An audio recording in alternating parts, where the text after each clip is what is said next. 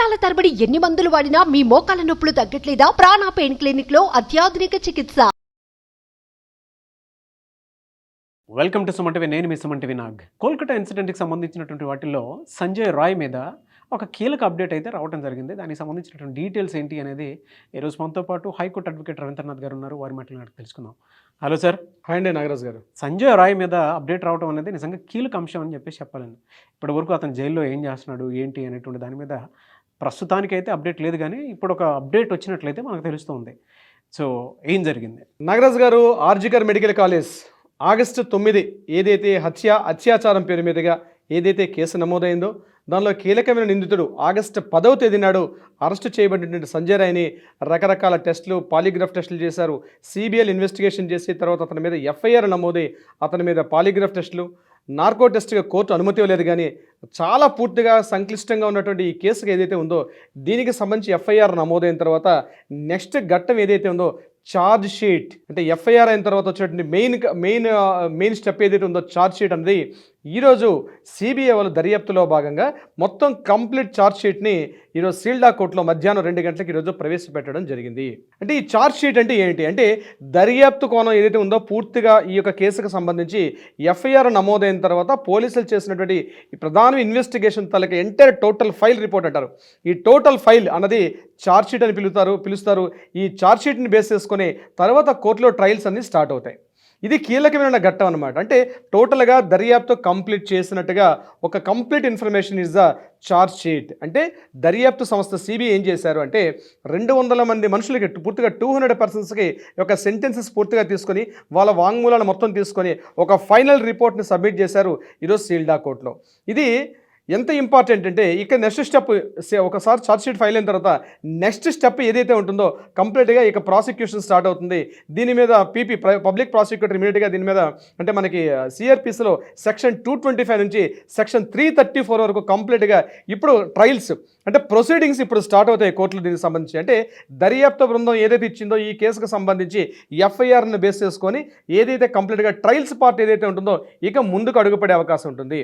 అయితే ఇందులో ఇచ్చిన ఛార్జ్ షీట్లో మనకు అందిన ఇన్ఫర్మేషన్ ప్రకారం ఈ కేసుకు సంబంధించి ఆర్జికర్ మెడికల్ కాలేజ్ కేసుకు సంబంధించి ఏకైక వ్యక్తి సంజయ్ రాయ్ ఒక్కడే అత్యాచారం చేశాడు. ఇందులో సామూహిక అత్యాచారం లేదు, ఈ మిగిలిన వ్యక్తుల యొక్క ప్రమేయం లేదు. అత్యాచారం రెండు కూడా ఇతనే చేశాడు అన్నటువంటి అభియోగంతో పూర్తిగా సంజయ్ రాయ్కి సంబంధించినటువంటి కీలక ఘట్టం ఏదైతే ఉందో ఛార్జ్ షీట్ ఈరోజు కోర్టులో సబ్మిట్ చేయడం జరిగింది. అయితే అసలు ఛార్జ్ షీట్ అంటే ఏంటి, దీని యొక్క ప్రొసీడింగ్స్ ఏముంటాయి?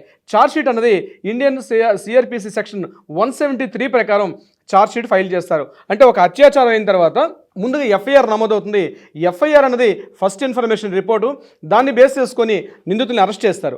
అరెస్ట్ చేసిన తర్వాత అసలు కంప్లీట్గా ఇన్వెస్టిగేషన్ కంప్లీట్గా ఈ ఛార్జ్ షీట్ ఫైల్ చేస్తారు.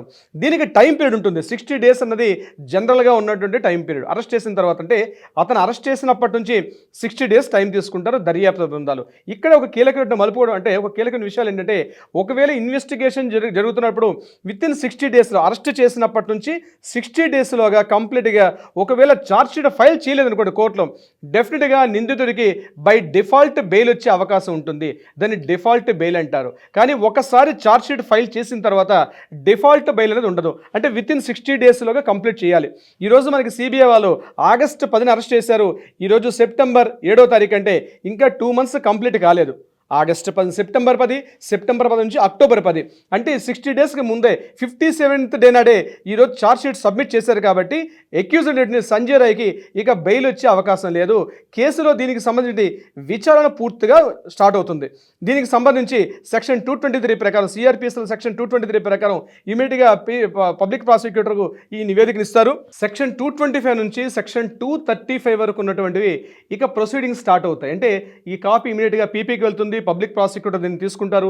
పబ్లిక్ ప్రాసిక్యూటర్ దీన్ని తీసుకున్న తర్వాత డిఫెన్స్ లాయరు, పబ్లిక్ ప్రాసిక్యూటర్, అంటే ఇక విచారణ అనేది ప్రారంభమవుతుంది. కోర్టులో ట్రయల్స్ కాకుండా ఇన్వెస్టిగేషన్ పూర్తిగా కోర్టులో విచారణ ప్రారంభమవుతుంది based on the charge sheet.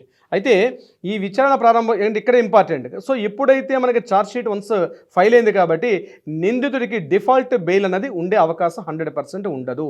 So ఇక్కడ అవకాశం లేదు. 57th డే నాడు ఈరోజు ఛార్జ్ షీట్ ఫైల్ చేశారు. అంటే సంజయ్ రాయ్ మీద ఇక విచారణ కంప్లీట్గా కోర్టులో విచారణ స్టార్ట్ అవుతుంది. దీనికి సంబంధించి అటు పబ్లిక్ ప్రాసిక్యూటర్ పార్టిసిపేట్ చేస్తారు, డిఫెన్స్ లాయర్గా కవితా సర్కార్ అని ఎవరైతే ఇతను తరపున చేస్తున్నట్టో వీళ్ళిద్దరికీ కోర్టులో ఇక్కడ రేపటి నుంచి కూడా కంప్లీట్గా దీనిలో స్టార్ట్ చేస్తారు. అయితే విచారణ స్టార్ట్ చేయాలా, ఇది కాగ్నిజబుల్ ఎట్లా చేయాలి ఏంటన్నది ఇది అంటే న్యాయమూర్తి గారు జస్టిస్ గారి చేతిలో ఉంటుంది. అది ఏ ప్రొసీడింగ్స్ ప్రకారం వెళ్ళాలి, ఎలా జరగాలనే విషయమే జరుగుతుంది.